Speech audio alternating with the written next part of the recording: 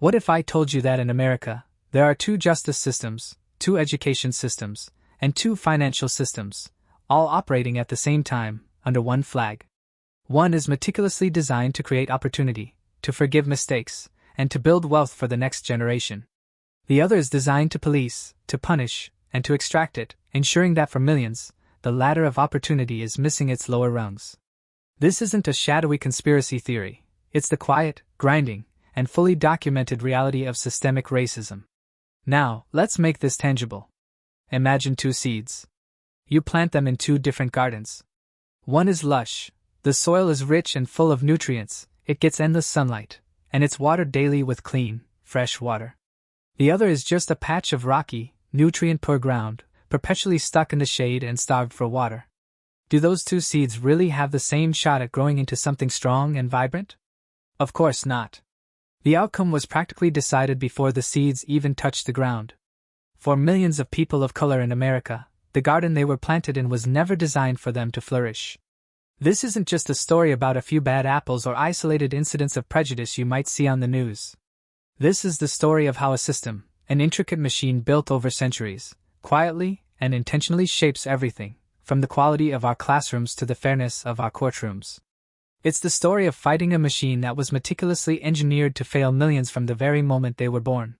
The split, the divergence of these 2 paths, happens early, long before most of us are even aware of it. It starts in our schools, the very institutions meant to give every child an equal start. Let's bring back those 2 seeds and imagine them as 2 kids, let's call them Maya and Leo. Leo's school, located in a wealthy, predominantly white suburb, looks like it's straight out of a glossy college brochure.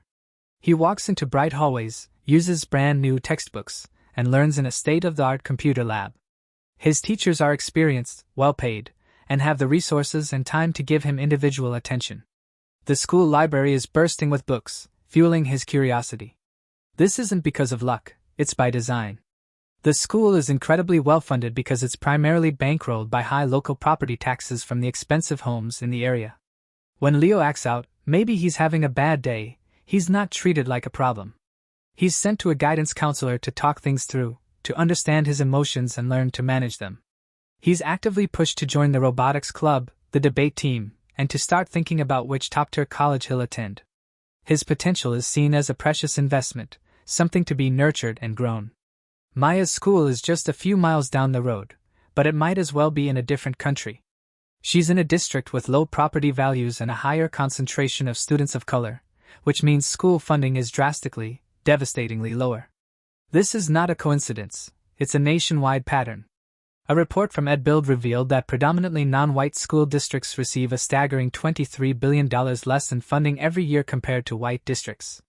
For each student, that translates to about $2,200 less every single year. In Maya's classroom, she is one of 35 students crowded around a single teacher. Her textbooks are 2 decades old, with pages falling out and information that is hopelessly out of date. The school can't afford enough counselors or librarians, but there's a constant police presence in the hallway, often in the form of a school resource officer.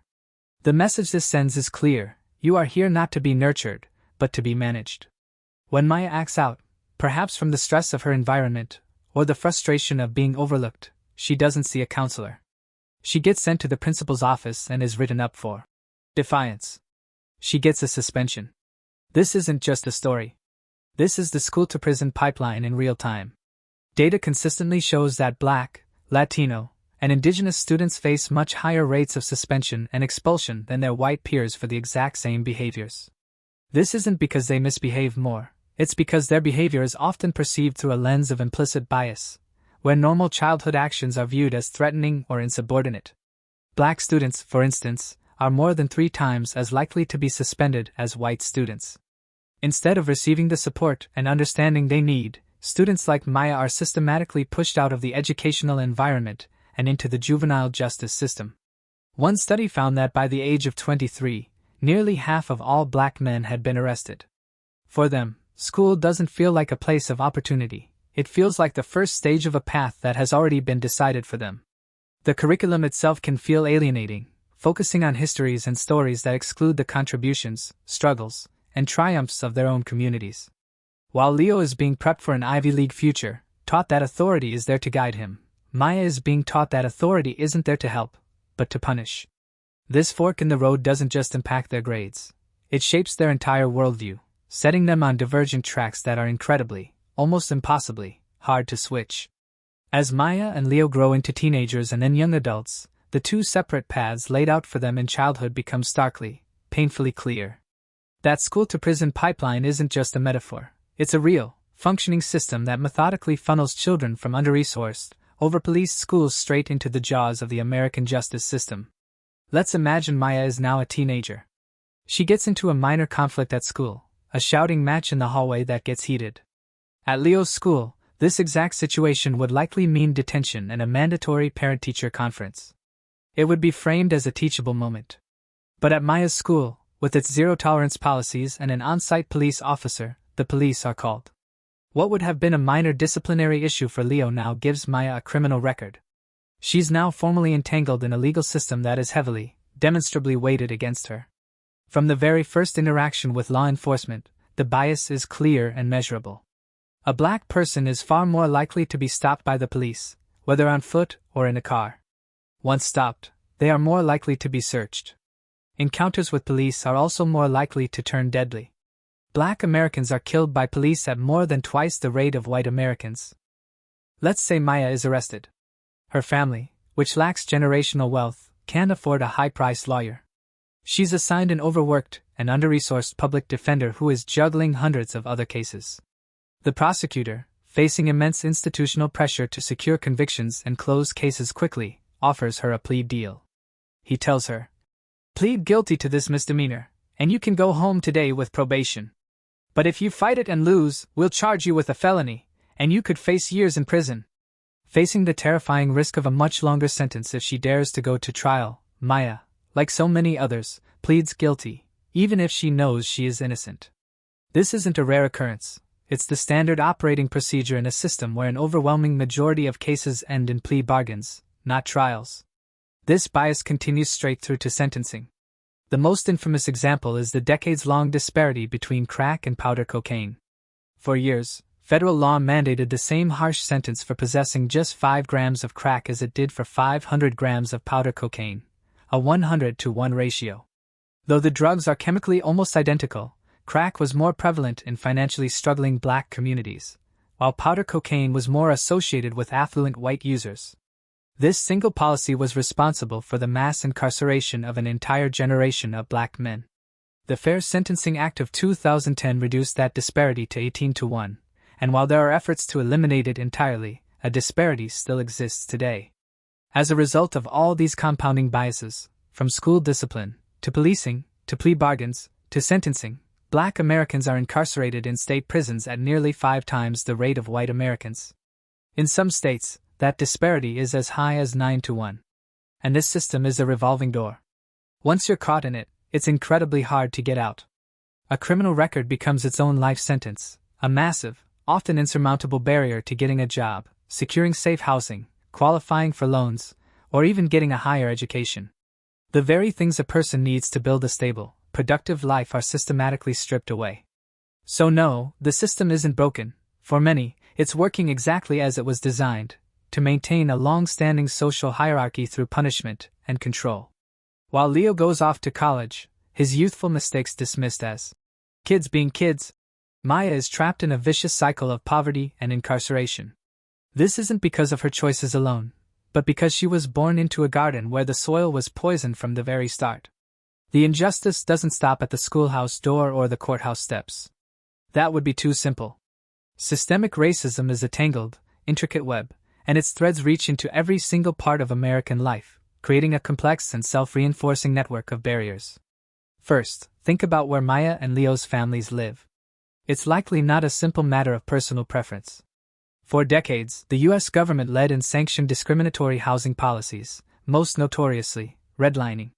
Starting in the 1930s, the government created color-coded maps of American cities, marking neighborhoods with black or immigrant residents in red to signify they were hazardous for financial investment. This official policy made it nearly impossible for black families to get mortgages to buy homes, not just in white neighborhoods, but even to purchase or improve homes in their own communities. Those policies are illegal now, but their legacy is a deeply segregated and unequal America. Research shows that 3 out of every 4 neighborhoods that were redlined in the 1930s are still low to moderate income today, and the majority of them are still home to people of color.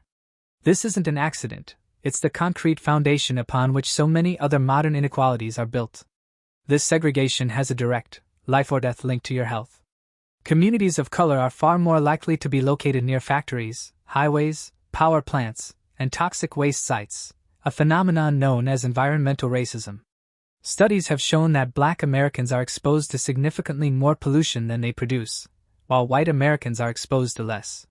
This leads to demonstrably higher rates of asthma, cancer, and other chronic illnesses. When someone in Maya's family gets sick, they also face a healthcare system riddled with its own deep-seated biases. Countless studies show that doctors are less likely to take Black patients' pain seriously, leading to undertreatment and poorer outcomes. The most shocking statistic is in maternal mortality. Black women are about 3 times more likely to die from pregnancy-related complications than white women, a disparity that persists regardless of their income or education level. And finally, all of this culminates in the staggering racial wealth gap. Wealth isn't just your paycheck, it's your family's net worth, a home, savings, investments. It's the financial safety net that catches you when you fall and the springboard that creates opportunities for the next generation. Policies like the original GI Bill, which helped a generation of white veterans buy homes and build wealth after World War II, were structured in a way that largely excluded Black veterans. The legacy of redlining prevented families of color from participating in the single greatest wealth-building tool in American history, homeownership. The result is a chasm. As of recent data, the median white family has more than 10 times the wealth of the median Black family. In fact, data from 2023 shows the median household income for Black households is around $54,000 to $56,000, while for non-Hispanic white households, it's over $84,000. But income isn't wealth. This gap means that a Black family in the middle-income bracket often has less accumulated wealth than a white family in a lower-income bracket. When an emergency strikes, a job loss, an unexpected medical bill, Leo's family can tap into generations of savings or home equity. Maya's family, with little to no net worth, gets pushed right to the edge, or over it. Every system, housing, healthcare, finance, is interlocked, creating a vicious cycle of disadvantage that is incredibly difficult, if not impossible, to break on your own. So yes, this all sounds incredibly bleak. It can feel overwhelming. The system can seem huge, permanent, and intentionally unfair. But that's not where this story ends, because it is not a story without heroes. Across the country, in local communities, in courtrooms, and in the halls of government, a powerful and relentless fight is happening. This is the fight for justice. It's a movement not just to tweak the existing system, but to dismantle the parts that are rotten and build something new and truly equitable in their place. In criminal justice, organizations like the Equal Justice Initiative and the Innocence Project are on the front lines, fighting tirelessly to overturn wrongful convictions and pushing for a fundamental end to the era of mass incarceration. Activists are winning hard-fought battles to end the unjust cash bail system, which keeps people who are legally presumed innocent locked up for months or even years simply because they are poor. There are growing, successful movements to demilitarize the police and reinvest those massive budgets into community-based solutions, like sending trained mental health professionals to mental health crises instead of armed officers. In education, the fight is to break the school-to-prison pipeline at its source. Groups like the National Education Association and the Center for Racial Justice in Education are pushing for fair school funding that doesn't rely solely on property taxes, to ensure that students like Maya finally get the same resources as students like Leo. They're also championing the nationwide adoption of restorative justice practices, which focus on repairing harm and building community instead of just suspending and punishing students. And it works. In cities like Chicago and Oakland, schools that have implemented restorative justice have seen dramatic reductions in suspensions and student arrests. The fight is also for fundamental political power. Organizations like the NAACP, the League of Women Voters, and the Brennan Center for Justice are in a constant battle against the wave of modern voter suppression tactics.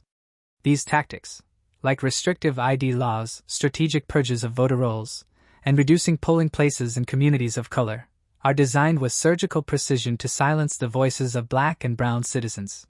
These groups know that fundamental change requires changing who holds power and ensuring that our leaders are accountable to everyone, not just a select, wealthy few.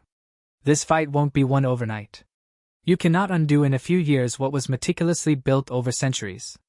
But every lawsuit won, every unjust policy overturned, every community that organizes for better schools, and every single conversation that opens a mind is another crack in the foundation of systemic racism.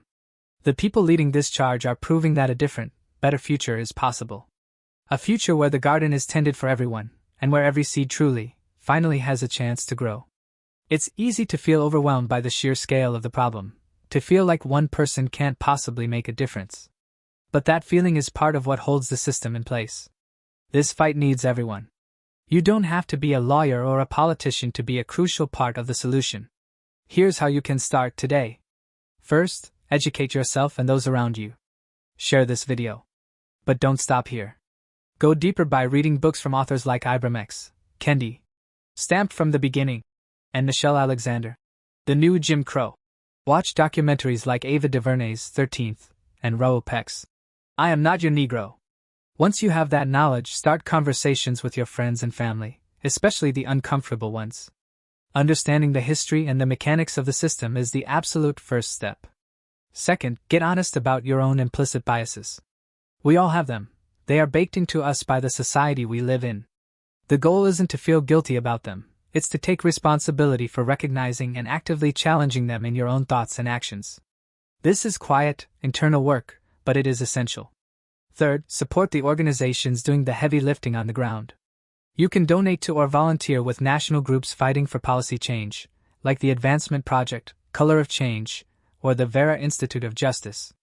But just as importantly, find the local groups in your own community. Find the people working to support under-resourced schools, provide legal aid to those who can't afford it, or fight for fair housing in your own city. Fourth, use your economic power. Be intentional. Make a conscious effort to support Black-owned and other minority-owned businesses in your community. Every dollar you spend is a vote for the kind of world you want to live in. It can either reinforce the old system or help build a new one. Finally, and this is critical, use your political voice and your vote. Don't just vote in the big presidential elections. Pay close attention to the local elections for your school board, your district attorney, and your city council. These are the people who are deciding on school funding, police budgets, and local discipline policies that create the Maya and Leo story in your own backyard. Call your representatives. Show up to town halls. Demand and advocate for policies that create genuine equity. This isn't someone else's fight to win. It is our collective responsibility to tear down these old, rotten structures and build a new, better system in their place. The story of Maya and Leo isn't just a tale about two imaginary kids. It is the story of America. It is the story of a founding promise of equality that has been intentionally and systematically broken for millions. Systemic racism isn't a glitch in the system, it is the system. It's a deeply embedded operating code that has been running for centuries, assigning value, doling out opportunity, and even determining life and death based on the color of a person's skin. But systems are not forces of nature. They are not mountains or oceans. They are built by people. They are made of policies, laws, and habits. And that means they can be dismantled and rebuilt by people. The fight for justice is long and it is difficult, but it is fueled by the powerful, unshakable belief that a better world is not only possible, but necessary. A world where your zip code doesn't determine your destiny, where justice means restoration and healing, not just punishment, and where every single person has the rich soil, the warm sunlight, and the clean water they need to flourish. The work of tearing down the old walls and cultivating this new garden belongs to all of us. So let's get to work.